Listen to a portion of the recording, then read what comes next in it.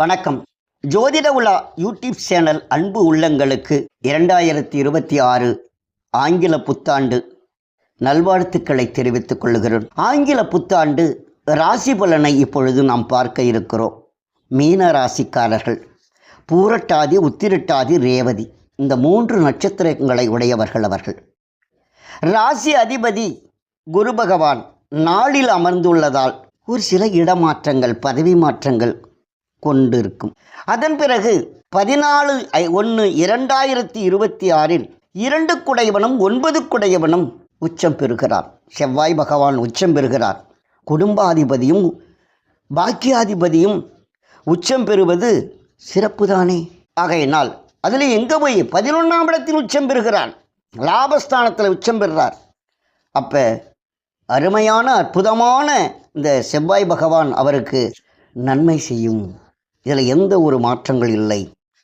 பூமி லாபங்கள், பூமியால் எந்த பிரச்சனைகள் இருந்தாலும் தூளாயிடும். பூமியை வச்சுக்கிட்டு கொடுக்க மாட்டான், கேஸ் போட்டுருக்கான்னா வெற்றி பெறும். அப்படியே கிடக்குதுங்க, வீடு கட்ட முடியல, ஆரம்பிச்சிரு தை மாதம். இப்படிப்பட்ட ஒரு சூழ்நிலையிலே உங்களுக்கு நல்லதே நடக்கக்கூடிய வாய்ப்புகள் உங்களுக்கு வருகிறது.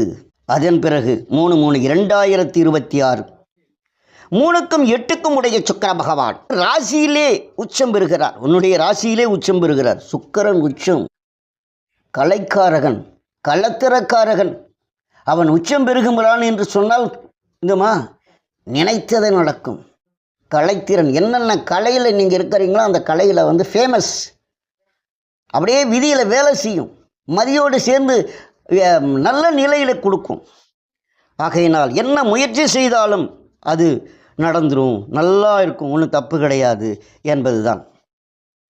அதே போன்று 6/3/2026 சனி பெயர்ச்சி. இது வரைக்கும் சிரசு சனியாக இருந்து ஒன்றுமே புரியலை சார் என்ன உட்காந்துருந்தீங்க. இப்போ ஜென்ம சனி வருது 6/3/2026. ஜென்ம சனி இருக்கும்போது உடல் சனி. உடல் நலம் ரொம்ப ரொம்ப அவசியம். வேலைக்கு சாப்பிடணும், சாப்பிட முடியலன்னா அல்சர் வந்துடும். அல்சர் வந்ததுன்னா குருவை கேட்க முடியாது, சனியை கேட்க முடியாது, ஒன்றும் பண்ண முடியாது. டாக்டர்கிட்ட போய் தான் ஃபீஸ் கொடுத்துடணும். அதால் என்ன செஞ்சாலும் எங்கே போனாலும் அந்த வேலைக்கு சாப்பிட்டுடுங்க, எல்லாமே நல்லா இருங்க, உடல் நலத்தை பேணுங்க. உடல்நலம் சரியில்லைன்னா உடனே பாருங்கள். ஏன்னா ஜென்ம சனி என்பது உடல் சனி. உடல் சனி என்பது நமக்கு இது பண்ணும், திருமண தடையை கொஞ்சம் கொடுக்கும் இதனுடைய உடல் சனியில். அதை பார்த்துக்கலாம். அதே போன்று 1/6/2026 குரு பெயர்ச்சி வருகிறது.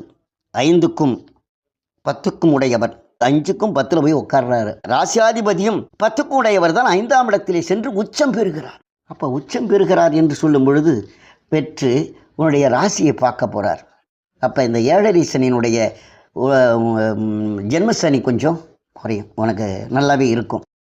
அந்த 1/6/2026 குரு பகவான் 5ஆம் இடத்தில் சென்று உச்சம் பெறுகின்ற பொழுது அவனே 10குடையவனாகும் பொழுது உங்களுக்கு கொஞ்சம் அந்த தாக்கங்கள் கொஞ்சம் குறையும் இந்த ஒரு வருஷம். ஆகையினால நல்லதே நடக்கும். நீங்கள் எப்பொழுதுமே குரு பகவானை வணங்கணும், சனி பகவானை வணங்கணும், விநாயகரை வணங்கணும். அதேமாரி குலதெய்வ வழிபாடை நிறுத்தாதீங்க. விநாயகரையும் ஆஞ்சநேயர்னா 7.5 சனி தாக்கத்தை நீக்கக்கூடியவன். குலதெய்வன் நம்முடைய குடும்பத்தையே காக்கக்கூடியவன்.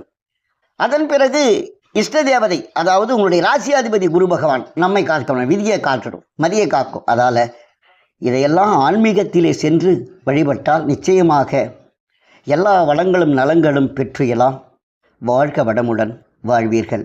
வணக்கம்.